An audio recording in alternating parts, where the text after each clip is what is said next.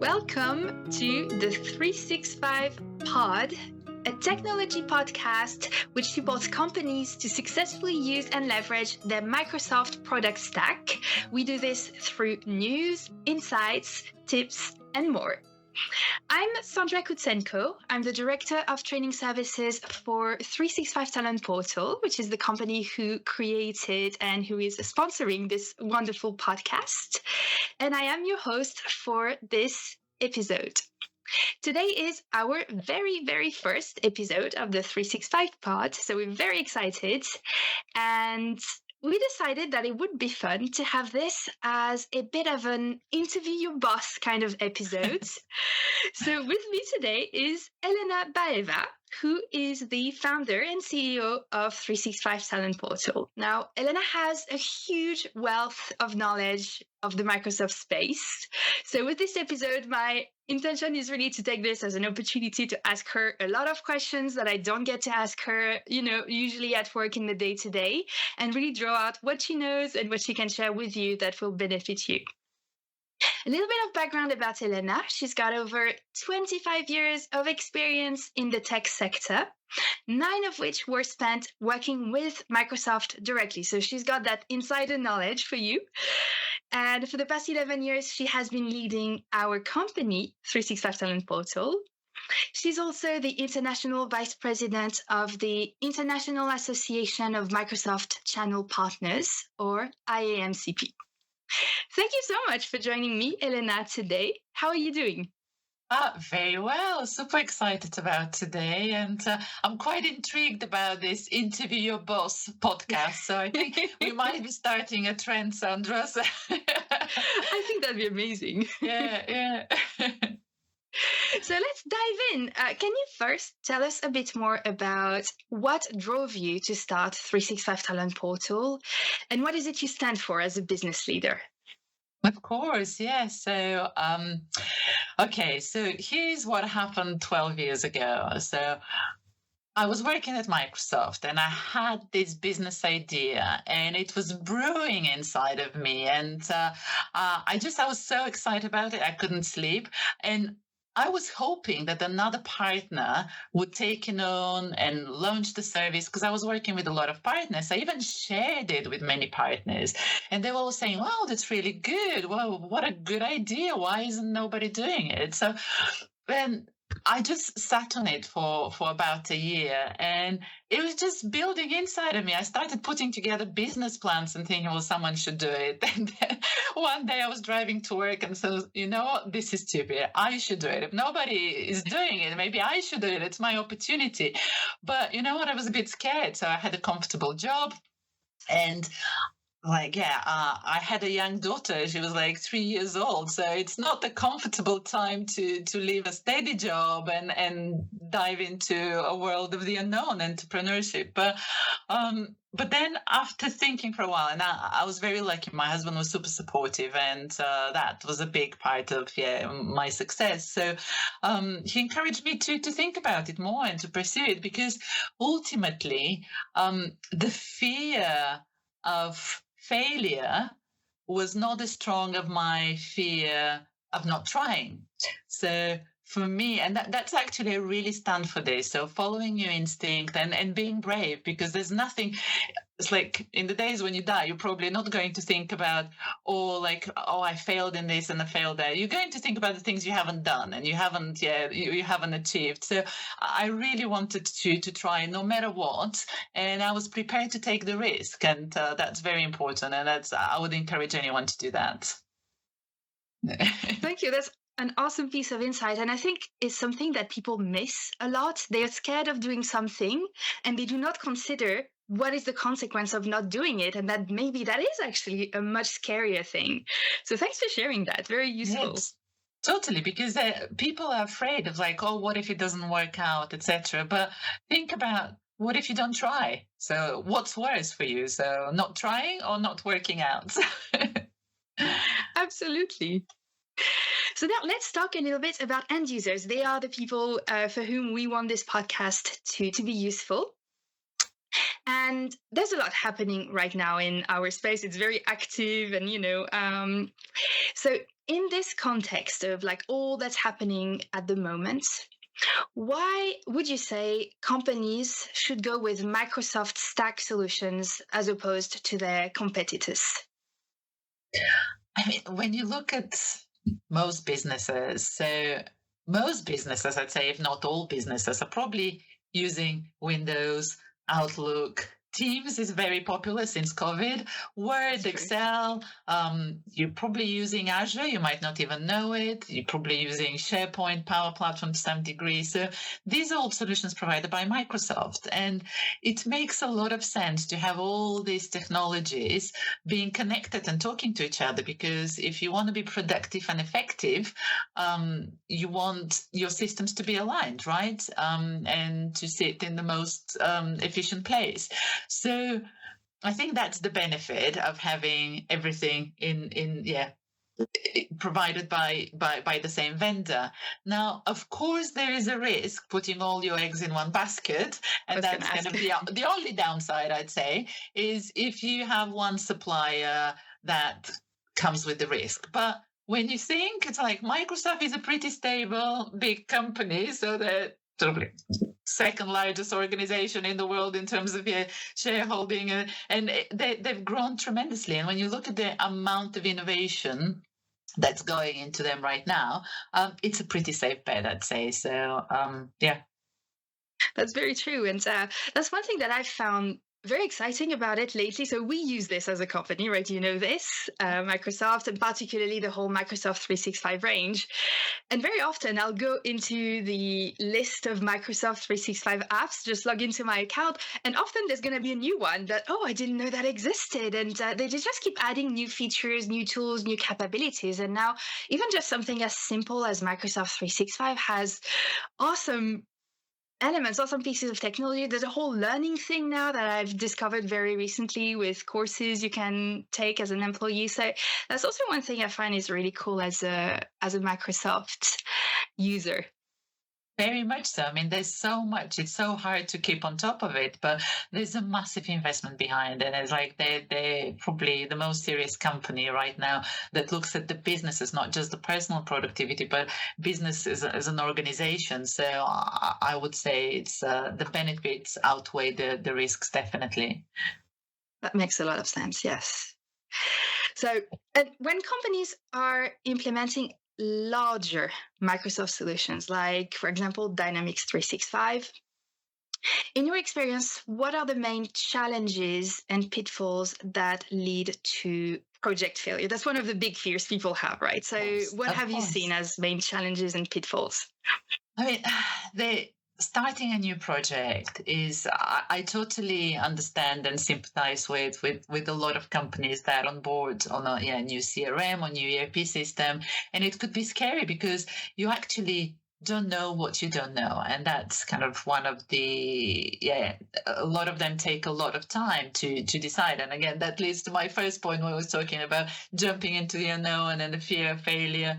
It will be there. So especially if you haven't had this experience before, you're starting something new. And I've seen a lot of, like, over my 25 years in this space, I've seen a lot of good practices and I've seen a lot of mistakes that people have made. But there are a couple of examples I really want to give our audience of things they can do in the beginning of the project and maybe at the end of the project, because these are very important things to make it successful. So and again, because you're starting something new, and if you don't have the internal knowledge of that ERP or CRM solution, you are relying on an external provider to bring that knowledge. So you're putting your trust in an external organization, which is great because there's so many reputable partners out there.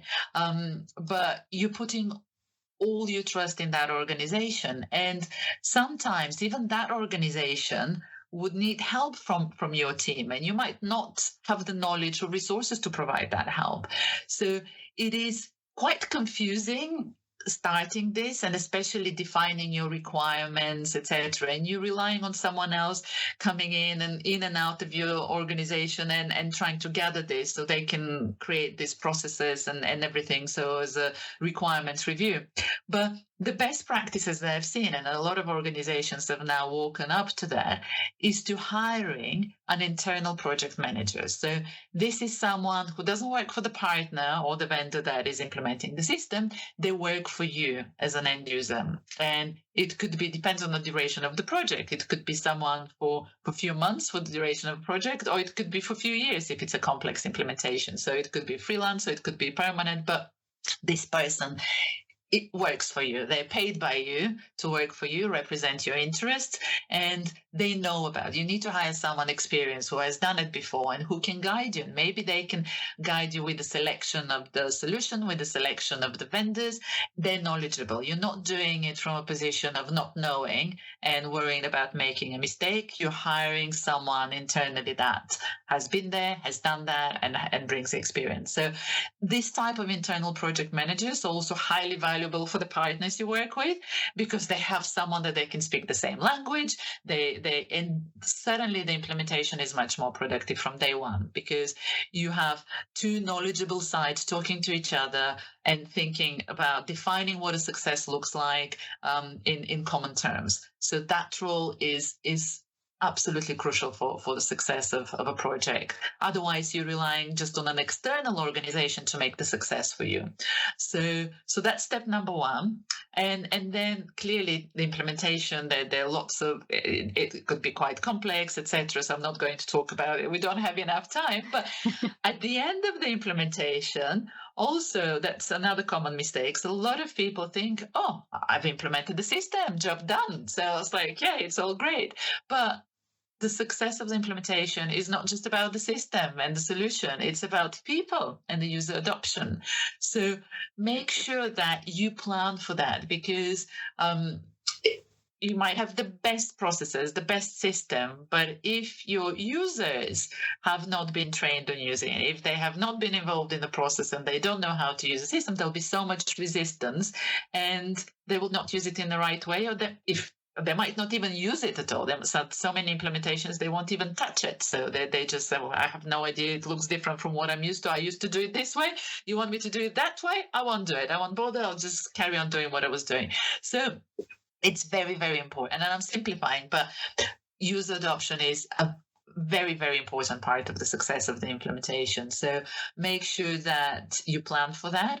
And it might be the case that you might need to bring another organization, because implementation partners are often great at delivering the systems, but you need different skills to train someone. So you might think about, okay, what skills do I need? What resource do I need in order to make this effective? And I know, Sandra, you've had first-hand experience with some of our clients in that. So what are your thoughts on that as well? Well, yeah, that's been really interesting, because for us on the training side, we're kind of the people to whom the clients come when they have a system they're not using. So this is like, we see essentially the results of bad user adoption practices, user adoption that was not done properly, not done with the right priorities in mind, or sometimes not done at all. And then the clients come to us and they go, okay, well, I've invested all that money into my system. People are not using it. And there's all these things I want to do with it, but I can't do anything because I don't know how. I don't want to call back the partner. I've already put so much money into it. So now it feels like a huge waste. Can you help me? So that's kind of where we are. And that's why we've been trying as a company to advocate for better user adoption practices, because it's actually so important to your client's happiness at the end. And training is a big part of that. It's not the only part, but it's a big part. And one thing that's important to understand when we're in the middle of Microsoft technologies is we're used to it, but it does take a bit of learning, especially Microsoft Dynamics. It's a really powerful solution, but you can't just go like log into it and know how to use it. There's a lot of other CRMs you can do that. You can kind of, fly through learning a few things, but Dynamics, you have to be smart. So yeah, definitely user adoption is really important, and training needs to be a big part of it, which it's not really at the moment. And I would say also training with future proofing in mind, because very often when training is done, we're just training a first round of users, and we're not thinking about how are the new joiners going to be trained afterwards. How is the user going to manage when they just want to do a tiny update or a tiny tweak to their customization system, like we're creating a solution where they're overly reliant on the partner or on learning partners to come back in every time there's a new need. And that creates a reluctance and a resistance. And then people just don't get trained, and then people just don't use the system. So it's definitely, I completely agree with you, absolutely essential. And there's one thing I'm curious about. So I know you've been very involved in supporting partner with the first thing you were talking about, getting that external consultant within the organization to support with the communications with the partners and with the implementation. Is there a success story that you'd be able to share without breaking confidentiality, like examples of a scenario when you've accompanied an end user successfully with a model like this? So again, I won't mention names, but they've been examples, a lot of examples of partners putting together requests for informations or like requests for proposals, RFPs. So that's the customer comes together with a bunch of requirements and they go out with this RFP and RFI, and it's done with something in mind that they want to achieve, but without understanding really the journey and what their real needs are. So as I said, that goes back to you don't know what you don't know. So you're asking the vendors and the providers to send you back information for what you think is important to you, but you're missing the big picture. So you blindly going after a certain set of requirements that you've done. And we've seen that they select someone to deliver what they want. And that partner goes after and nods and say, yeah, we're ticking every box on what you want. And at the end of the implementation is like, oops, we've missed out this and we've missed out that. And we missed that. And the partner you've selected or the vendor selected just can't provide it because your requirements and scope was this. And you had no visibility of what you really needed.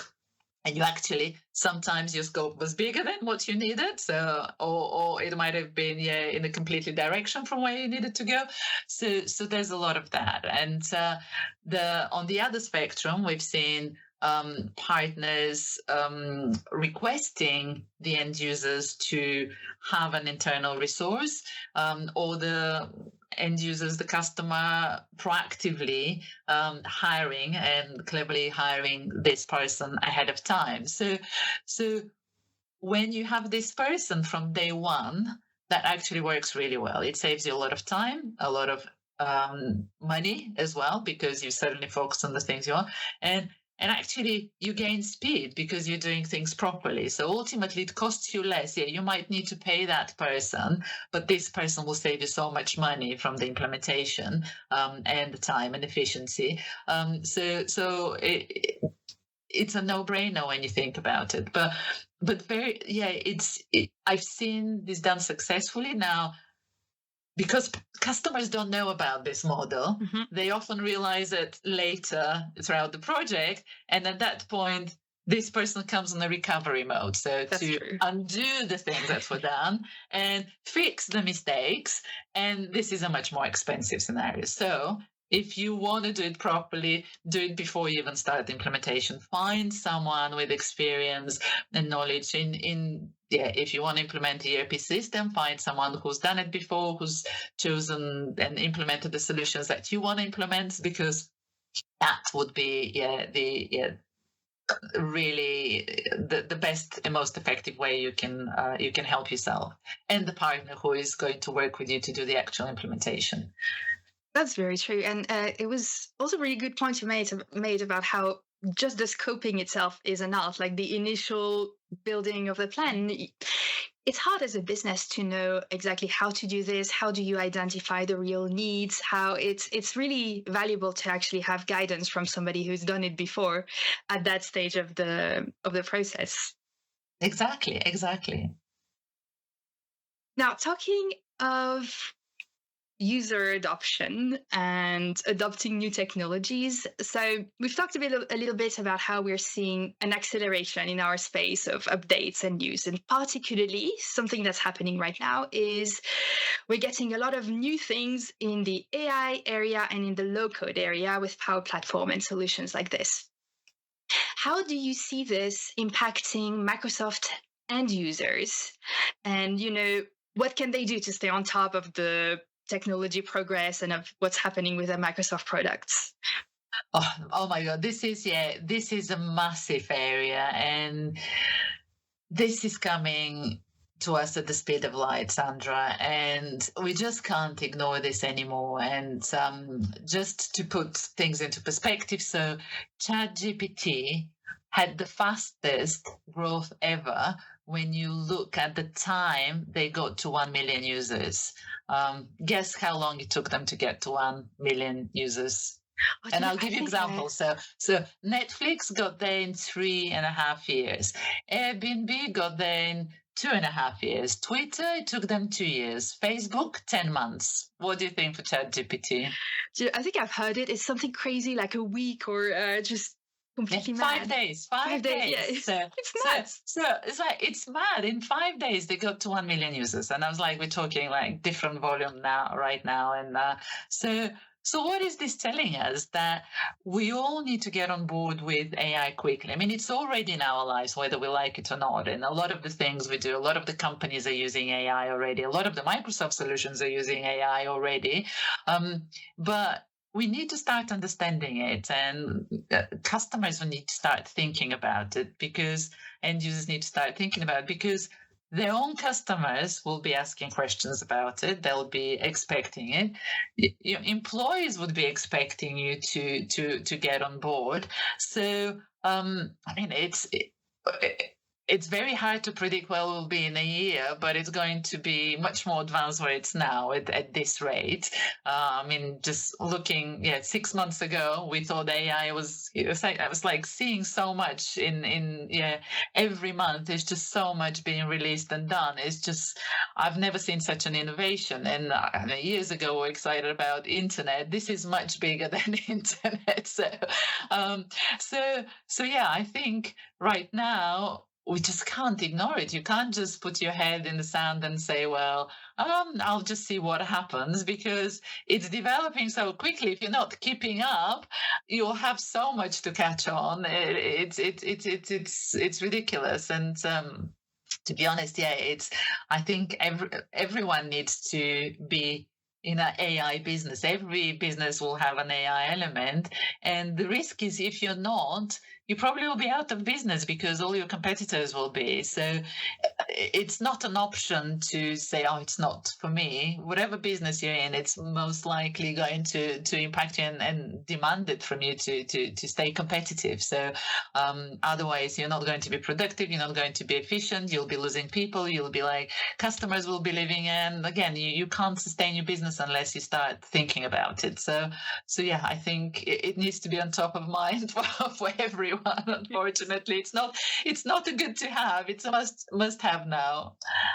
That's true. And I mean, it's a really powerful tool if you think about it. I know there's a lot of reluctance, like this kind of, a number of companies that just don't really know how, don't really want to start looking into this, but there's been good results in terms of productivity improvement, just engagement, because it's actually fun once you get started to use AI for certain things, see what it comes back with. There's a good reward for your investment, I feel, in this particular technology.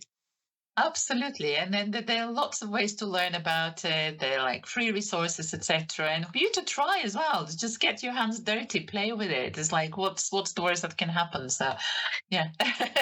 Very true. Now, there's one thing, though, where I'd love your insights. Yeah. Obviously, as you said, this is accelerating really quickly, right? AI, there's new copilots coming out all the time, new updates, new features, new capabilities. It's really overwhelming. And even the people in our space, like the consultants who are head down into it, they are struggling to keep up. It's too fast for them even. So what would be your advice to an end user company whose main focus is not IT and it's not AI, when we're already struggling? What would you say they should do in order to make the most of what's happening with AI? Yeah. I mean, I completely understand it. It's normal to be scared of the unknown, and it's with AI, it's like such a huge beast that is like, where do you tackle it? And it's like, well, So maybe define first, like, what does it mean for you, and maybe look at the areas in your business where you are least productive. So are there any areas, because every business has areas where you're not productive and efficient, and I bet you there are ways AI can help. So I wouldn't start doing research for AI, for everything AI, because you'll get lost. And it's like, yeah, you started exploring this and one thing leads to another and another and another. And it's just like you wasted days and months just researching it. But just be practical. So for your business, where do you want to improve productivity and efficiency? And where are you wasting time? Where are you wasting resources right now? So is there anything that can help you? And then go and maybe ask ChatGPT what is the best tool that can help you. Ask AI to help you find the answer. And I know that, I mean, there is a risk. I mean, some jobs might be at risk because maybe you don't need certain jobs anymore if it could be automated, etc. But it's also an opportunity because maybe you can refocus people to develop more strategic kind of roles and to focus on doing more strategic work or more creative work and something that would add even more value. So some things that AI can't do, get AI to do the mundane, repeatable jobs that you don't need the human intelligence, but just focus your people on something that they enjoy and that they can bring more value than anyone else. That's a really good advice. And I was thinking about that recently, that indeed AI, that's a way for essentially increasing your workforce without increasing your workforce. Suddenly you're freeing up time from people's day-to-day jobs, repetitive tasks, time-consuming tasks. You're accelerating the way they work, and suddenly they can focus on other things. They can be happier because they're doing things that are much more creative and much more interesting. They can start new projects. They can get help in areas where they would be stuck. So it's actually, if you look at this as an opportunity, suddenly it's a very empowering tool. And that's actually the way I got started with it. I just started asking myself, whenever I had a task I didn't really want to do, or a task that I felt was going to take me ages, how can AI help me? And as a business leader, I think that's something you can do to start AI adoption in your business. I mean, you, Elena, were a big part of us starting using AI. It's because you started using it yourself. You told us about how you were using it. And that was an inspiration for me to try. And then, yeah, just tell myself, okay, so I really don't want to be writing 5 social media posts today. How can AI make this faster? And I would never actually write the entire post with AI because I feel that's not where it's good, but it helps generate ideas. It helps to generate a structure. And then you have saved yourself at least half the time it would have taken if AI wasn't there at all. Absolutely. And I love how people can be creative with AI and do things that you would have never thought that you was technology for. And so it's interesting. Once you get hooked into that, you see more and more opportunities of using it and leveraging for day-to-day stuff as well. So it's not just strategic big areas, but just small things. What could save you time and make you more productive? Absolutely. So you sound like you're more on the excited side when it comes to it, right? Some people are excited, definitely. Some people are apprehensive. Yeah. From your point of view, what are like kind of the main pros, the main risks that we need to pay attention to? And like, how would you advise companies when it comes to managing the risks around AI? So again, it needs to be, so control is very important. So in terms of control of your data and where things sit and what people are using. So therefore, actually using Microsoft Copilot is a really safe bet, because if you're just using open AI, your data could be shared with your competitors and all the information could be shared with your competitors. So I think it's very important. Other risks in terms of as individual roles, etc., a lot of people are worried, and we work in the tech space where some developers are saying, "Am I going to be redundant if AI can do my coding? So what am I here for?"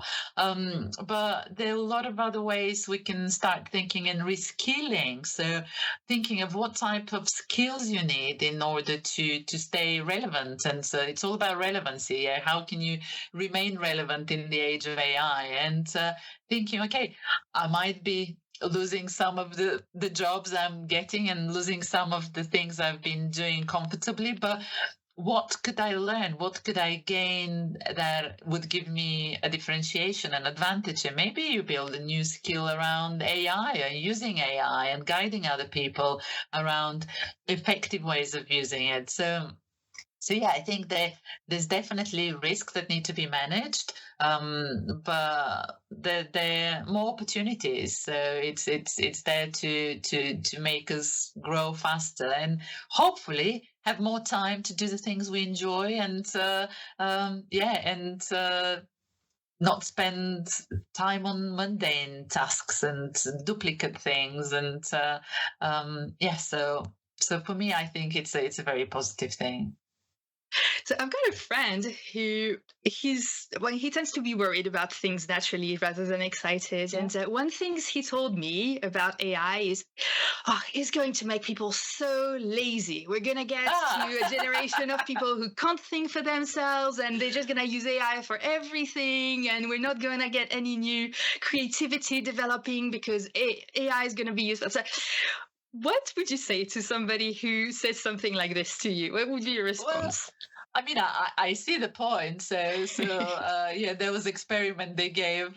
They actually in a school in the UK, they took away the smartphones from the kids for a week and let them live like that. And many of them just couldn't even go to school because they didn't have a phone.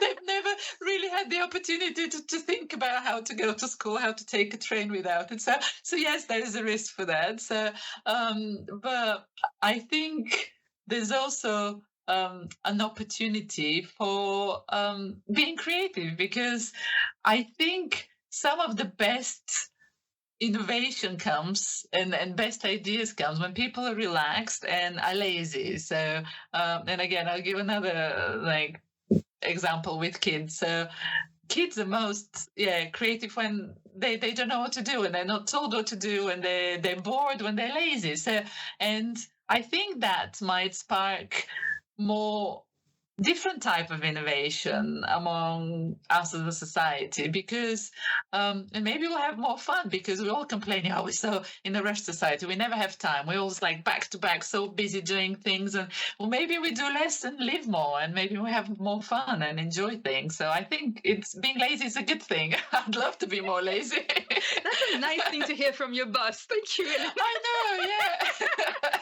Let's be lazy. Let's add this to our values. Yeah, we want to be lazy. We want our customers to be lazy. That's a very good perspective. But another thing I think is also, it's like any tool and technology, it's about how we choose to use it. And ultimately, we can decide that AI is going to make us lazy, or we can decide, like you say, that it's going to make us more creative. It's going to make us think differently, and it's going to bring you up. And it's all about mindset, actually. And maybe that's the direction. It's about cultivating mindsets towards AI that will help us be empowered by it rather than become completely dependent on it and crippled without it. Absolutely. And just being curious. So curious mindset, not mindset driven by fear. Or it's I need to react to this big thing, I'm scared of it or whatever. Just be curious about it. How can you make it how can it make you lazier? Yeah.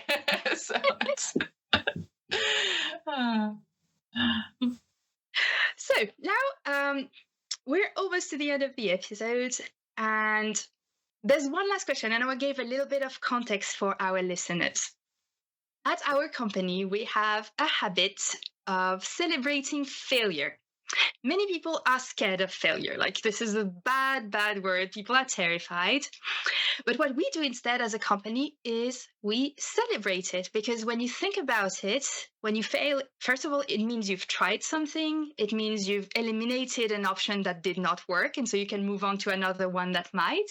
It means you were daring. It means you experimented.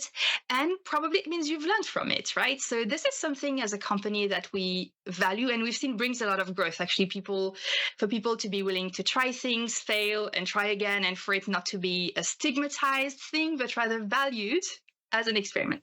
So now we're going to be asking this question to every single one of our guests to talk a little bit about failure. And let's start with you, Elena. What was your last failure, either in your professional life or your personal life? You can choose. And how did you grow from it? What did it bring you? So, I love the idea of failure, but I want to set things straight. We do not promote failure to customers. We No. we want successful implementations and successful engagement. So this is slightly different angle. So, and and it probably would make sense. So, like when I share like a bit of a background about it. So, I used to hate failure and fear it. And the whole idea of failure was just so, I just want to ignore it because we live in a society where we strive for success. You want success every day in everything you do. And I totally get this. But I just, over the many years, I realized, do I learn from success? I actually don't. And most people don't. So when you think about it, you achieve something and then there's probably a moment of yay, I've done it, and then you move on, and it's like you've forgotten 5 minutes later the big or the little success you've had, and you move on and you haven't learned anything, and it's like, yeah, I've done it, tick in a box, and it's like you move on. But the real learning comes from things that you haven't done well, or things you screwed up a little bit, and or in a big way. And this is where the big transformation comes. And I said, I'm not promoting failure, but what I'm saying is don't fear failure and actually face the failure before it happens or when it happens, and deal with it in an agile way. So that's very different. So again, we're not saying go for failure, but don't be afraid of it. And it's just same as like when I was starting, I really wanted to start the business, even with 95% of businesses fail like within few years, but I was prepared to start something I really wanted to, with the clear understanding that there might be failure, but it's the bravery behind it. And so facing the risk and just dealing with it. And that's why I don't think if you're afraid of failure, you will ignore the risk and then you have higher chances of failing.